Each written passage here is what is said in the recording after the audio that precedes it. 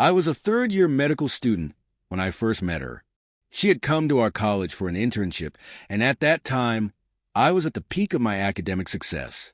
I was the best in my class, a regular participant in all campus events, and naturally, I attracted a lot of attention from girls.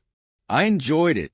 I dated girls as easily as changing shirts, and while I saw a lot of tears during breakups, overall, I was a heartthrob on campus. In my world, I had no trouble with female attention. One day, while walking into the principal's office, I saw her.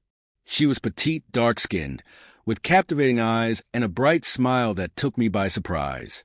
It was as if she had a magnetic pull. She noticed me too, but I could tell she thought I was out of her league. Despite those thoughts, I decided to learn more about her. I asked around through her friends and the secretary she was working with during her internship. Soon enough, I gathered the courage to invite her for a walk, and she happily agreed. Honestly, we had a great time, and before long, whispers started to spread around campus that Stella, that's the name I'll use, had completely changed me. I became more humble, treated women with greater respect, and the womanizer in me began to fade. On March 8th, I nervously asked her to be my girlfriend. Everything was perfect. We were ecstatic, meeting daily, enjoying trips to the cafe, and spending time together. 2 months later, when she moved out of the dorms to stay with a friend, our physical relationship began to develop. She turned out to be a virgin, and I felt incredibly honored to be her first.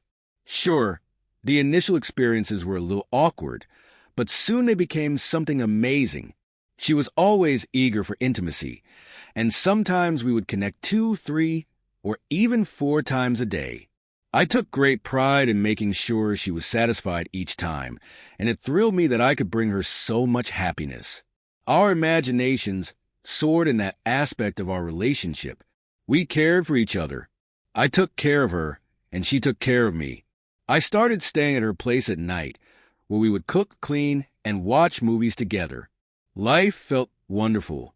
Her sister and mother were excited that she had found a reliable and loving fiancé, and to be honest, I felt the same way.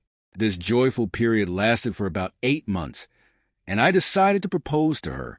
At first, she reacted coolly, saying she needed to finish her studies. But a couple of days later, I heard the answer I had been waiting for. Yes. We signed the papers quickly and without much fanfare. A couple of months later, one evening when I went to her house, her friend called me aside. She told me that she had seen Stella in another guy's car the day before. At first, I brushed it off but later decided to ask Stella about it. She reassured me, saying it was just her cousin. She did have a cousin with a car, but I could tell she was a bit hurt by my doubt. I quickly apologized, but a little later, her roommate intervened. She told me that after I left, a guy approached Stella, and she went outside to talk to him for a while. Stella didn't know what they were discussing. At first, I didn't think much of it because I knew Stella had a brother. But a week later, guys from my neighborhood started teasing me, saying things like, "What's wrong with you?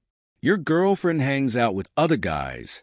I felt a bit awkward and explained that it was just her brother, but they insisted there were at least 3 other guys in that car.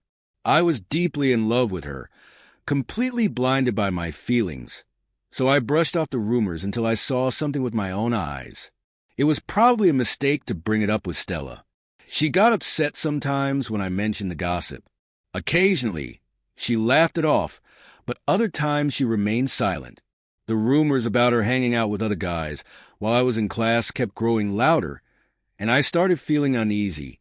I began to notice some odd behaviors from her. When we walked together, she often spat, seemed jittery, and frequently mentioned her menstrual cycle and PMS. But as a medical student, I wasn't easily fooled. On top of that, Stella occasionally smelled like smoke. When I confronted her about it, she blamed it on places where people smoked, like the bus or restrooms. Her roommate was a smoker too. One day, during a volleyball tournament, Stella came to cheer me on. Right away, I noticed the smell of alcohol mixed with what seemed like valerian root. It's a common belief that valerian can mask the smell of alcohol, So I decided to dig a little deeper. After the match, I learned that she had been sitting in the car with her brother and some friends, all of whom were smoking. She claimed she felt nauseous, and her brother gave her some valerian from a first aid kit. I tried to present my concerns, but she completely dismissed them. Soon after, two guys, Liam and Ethan, started hanging out in her friend's apartment. They were friendly and sociable, not hesitating to spend money. I got along with them easily, and we became a friendly group. Liam was the unofficial boyfriend of the hostess, and Ethan was just his buddy. Both knew Stella was my girlfriend and were genuinely happy for us. But then, out of nowhere, a stranger started telling me that Stella was sleeping with one of these guys. I couldn't understand it, especially since Liam and Ethan knew about our relationship. During one conversation, Ethan insisted that these rumors weren't baseless and that I should take them seriously. A few days later, after a wonderful evening with Stella, I walked her home and put her to bed. Just 3 days later, one of my friends mentioned that he saw Stella at the entrance with some guys. To my horror, it turned out this had happened after we had broken up. My patience was running out, and I decided to confront Stella. This led to a serious argument, and in the heat of the moment, she ran off to her cousin's place, where my friend Reef lived. Reef rented a room from his brother, who had several students from our medical college living there. Although they were a year younger, Stella's best friend later told me that Stella and Reef had slept together that night. She also said that Reef had long had feelings for her. I refused to believe it, but 4 days later, Stella and I reconciled.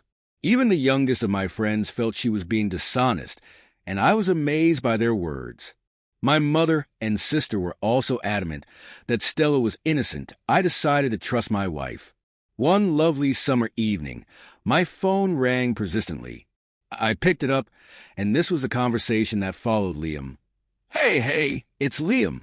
Are you asleep? Me, hello, Liam. Yeah, I'm sleeping. Liam, we're at the sauna. Come join us. Me, it's 4:15 a.m. What's a sauna? What are you doing? Liam, your friends are calling you. Don't you want to come? Me, I'm sleeping and I don't have any money. Liam, money's not an issue. We've got you covered. Plus, we have plenty of beer. Trust me, you'll love the surprise. Just come.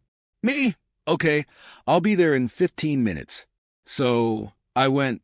My friends had covered my expenses, and the sauna was fantastic. We had a great time, but then I remembered the surprise they had mentioned. The guys had invited some girls, and I was about to refuse, insisting it wasn't for me since I had a girlfriend and wasn't interested in cheating. They urged me to stay, saying I would understand why once the girls arrived. When the girls came, I was stunned to find Stella among them. We looked at each other in silence. I thanked the guys for the surprise and went home. Naturally, Stella started making excuses, crying and begging me not to leave her. Her pleas turned into desperate apologies. She claimed that she was a fool, just wanted to have some fun, but I didn't care. I left her, saying firmly, "Don't ever call me again. I will file for divorce myself." I was truly shocked by the way the breakup happened. The divorce went through quickly, and the following year, I enrolled in the first year of the medical academy. It was a fresh start, a new city, new friends, new activities, and a new phone number. I even found a new love, Everly. I almost forgot about Stella. Then one day, I had to urgently return to my hometown for a few days to settle some issues. Somehow, Stella found out about my return and got hold of my new phone number. She wanted to meet. I thought that if I could forgive and forget, maybe she could too. So, I agreed to meet her. Our conversation was light and relaxed, mostly about our lives. I talked about the academy and she shared parts of her life as well. At the end of our meetup, Stella opened up. "I've been thinking about you nonstop. I was such an idiot for how I acted.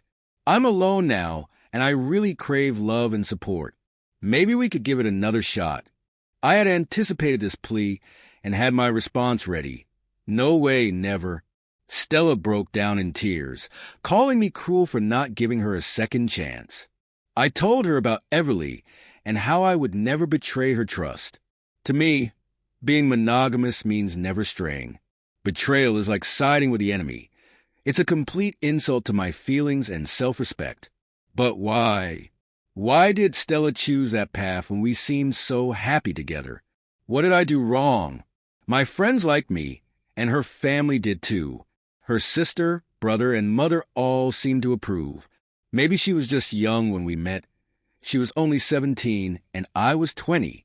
Or maybe she was simply seeking more excitement after discovering the joys of intimacy. I'm not sure. Now, she has a young child and got married, though I don't know why that marriage ended. As for me, I've been deeply in love with Everly for 6 years, and we are planning to get married.